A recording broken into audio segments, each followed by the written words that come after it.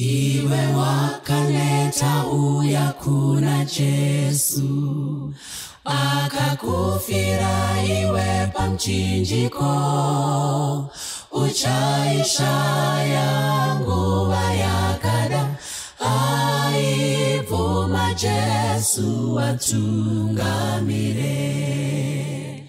Iwe wakaneta uya kuna Jesu, akakufira iwe pamchinjiko, uchaisha yangu yakada, aivuma Jesu watungamire. Zarura moyo wako ndiyo nguwe kana nasi uno uchaisha yangu yakada, aivuma Jesu watungamire. Wakawa muranda wake wa Satani, wakashunguruzwa kwenguva huru. Jesu ndiye ega anetsitsi, ivuma Jesu watungamire.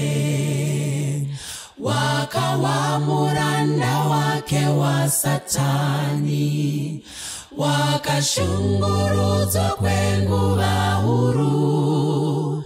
Jesu ndiye ega anetsitsi, ivuma Jesu watungamire.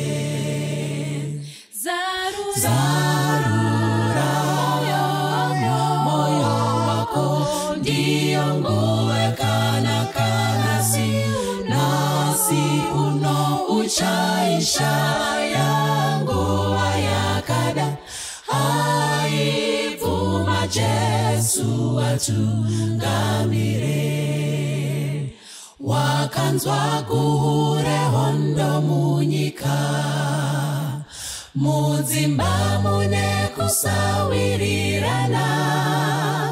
Jesu igambare runyararo, ovuma Jesu watungamire.